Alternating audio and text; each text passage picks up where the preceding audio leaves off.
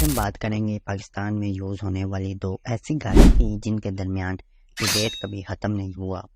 आज हम बात करेंगे Honda civic and Toyota Grande की, जिनके फैंस हर डे के कमेंट सेक्शन में अलग मैदान से जा लेते हैं। कोई कहता है ग्रैंडे इज़ बेस्ट, कोई कहता है सिविक इज़ बेस्ट।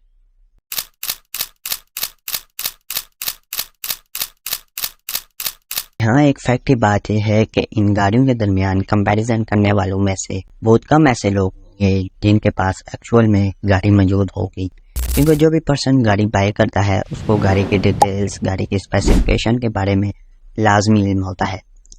वीडियो में आगे बढ़ने से पहले हम गाड़ियों की कंपनीज के बारे में एक नज़र डालते हैं।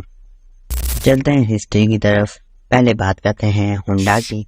होंडा कंपनी स्टार्ट हुई थी 1946 में, जिनके ओनर थे सोइचिरो होंडा, जिन्होंने होंडा कंपनी स्टार्ट की थी। होंडा कंपनी का फर्स्ट प्रोडक्ट था होंडा ए टाइप। बात करें टोयोटा की तो टोयोटा भी जापान बेस्ड कंपनी है, जिनके ओनर थे काइचिरो टोयोटा, जिन्होंने 28 अगस्त 1937 में इसकी बेस रखी। टोयोटा का जो फर्स्ट प्रोडक्ट था वो था ए टाइप इंजन। अब बात करते हैं गाड़ी के मेन एक्सपेक्ट की, जो कि है गाड़ी का डिजाइन, गाड़ी की लुक।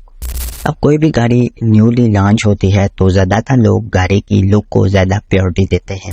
इस बात को हम एक एग्जांपल से समझते हैं। जस्ट इमेजिन कि वो न्यूली लॉन्च गाड़ी रोड पे जा रही है, वहाँ भी एक पर्सन पैदल जा रहा है। अब गाड़ी उसके पास से गुजरती है या पास आके रुकती है, तो वो जो बंदा है वो सबसे पहले गाड़ी को देखेगा। अगर उसको गाड़ी की लुक पसंद आई तो वो गाड़ी में फर्दर इंटरेस्ट लेगा और तब वो फिर गाड़ी के दूसरी स्पेसिफिकेशन के बारे में इंटरेस्ट लेगा, गाड़ी के इंजन, हॉर्स पावर के बारे में डिटेल्स लेगा। जो मेन एस्पेक्ट है वो है गाड़ी का डिजाइन। अगर यही बात उल्टा करें, अगर उसको गाड़ी का डिजाइन पसंद नहीं आया तो गाड़ी को इग्नोर कर देगा। इस बात से गाड़ी का डिजाइन मेन एस्पेक्ट साबित होता है, और ये सिर्फ मेरा पॉइंट ऑफ व्यू है। और आज हम गाड़ियों के स्पेसिफिकेशन में कंपैरिजन करेंगे और एट द एंड और देखेंगे कि कौन सी गाड़ी स्पेसिफिकेशन के लिहाज से बेस्ट है। कंपैरिजन की तरफ बढ़ने से पहले हम कुछ एस्पेक्ट्स को देखेंगे जो कि गाड़ी की फ्यूल इकोनॉमी, गाड़ी के इंजन को अफेक्ट करते हैं। नंबर 1 पे है फ्यूल इकोनॉमी और हॉर्स पावर। देखते हैं कि गाड़ी की हॉर्स पावर का फ्यूल इकोनॉमी पर क्या असर पड़ता है। नंबर 1 ये है कि जितनी ज्यादा हॉर्स पावर होगी और फ्यूल इकोनॉमी ऑटोमेटिकली डिक्रीज हो जाएगी। अब हॉर्स पावर किन फैक्टर्स पर बेस करता है? Engine size, compression ratio, number of cylinder और गाड़ी का वेट।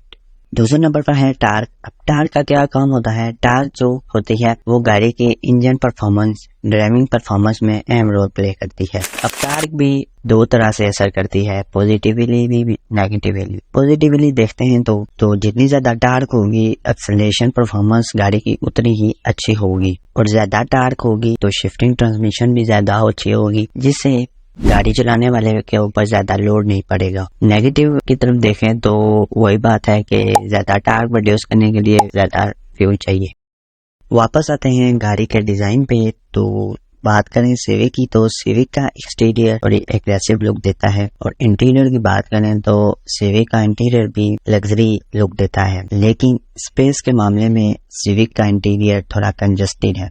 इसके मुकाबले में ग्रैंडे का जो इंटीरियर है वो खुला है। ग्रैंडे का इंटीरियर भी क्लासिक लुक देता है और एक्सटीरियर ग्रैंडे का बस ठीक है, नॉर्मल ही है। अब चलते हैं गाड़ी के स्पेसिफिकेशन कंपैरिजन की तरफ। सबसे पहले बात करेंगे सिविक की। सिविक की बात करें तो सिविक का इंजन 1500 से 1800 सीसी तक आता है, और इंजन जो है वो 173 हॉर्स पावर जनरेट करता है। टॉर्क की बात करें तो सिविक के इंजन की टॉर्क 220 न्यूटन मीटर है। फ्यूल टैंक कैपेसिटी की बात करें तो सिविक की फ्यूल टैंक कैपेसिटी 47 लीटर तक आती है, और माइलेज 13 किलोमीटर पर लीटर इन सिटी में और 15 किलोमीटर पर लीटर हाईवे में देती है, जो कि इंजन के हिसाब से बेस्ट है। बूट स्पेस की बात करें जिसको हम डिगी कहते हैं वो है 427 लीटर, और ग्राउंड क्लियरेंस सिविक की 153 मिलीमीटर होती है, और प्राइस भी सिविक की 61 लाख तक सिविक की प्राइस आ जाती है। टायर्स की बात करें तो सिविक के जो टायर हैं वो 215/50/R17। अब बहुत से लोगों को टायर्स की रेटिंग नहीं आती। सिविक के टायर आते हैं 215/50/R17। 215 से मतलब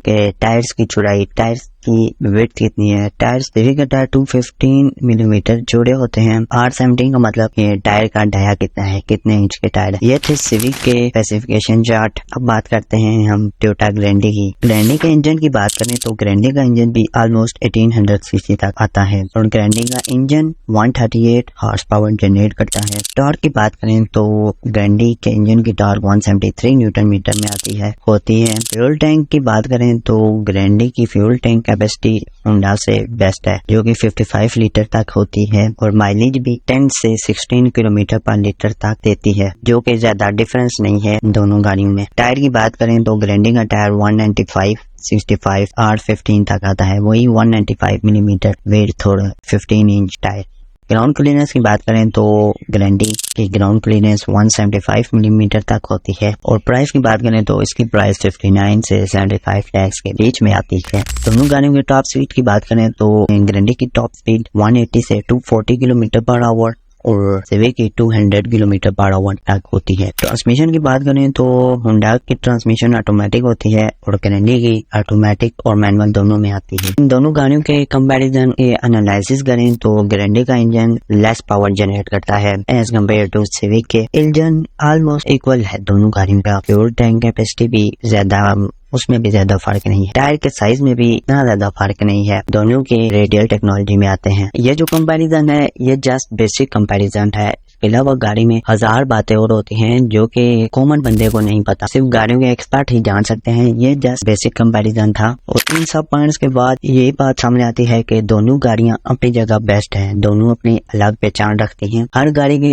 अपने फीचर होते हैं और जितना कंपैरिजन किया है उन दो गाड़ी में इतना डिफरेंस नहीं है जितना लोग कंपैरिजन करके बना देते हैं। दोनों गाड़ियां बेस्ट हैं, प्राइस के लिहाज से, इंजन के लिहाज से, ड्राइविंग एक्सपीरियंस के लिहाज से बेस्ट हैं। दोनों गाड़ियां बेस्ट हैं और इसमें इतना ही और टेक केयर। अल्लाह हाफिज़।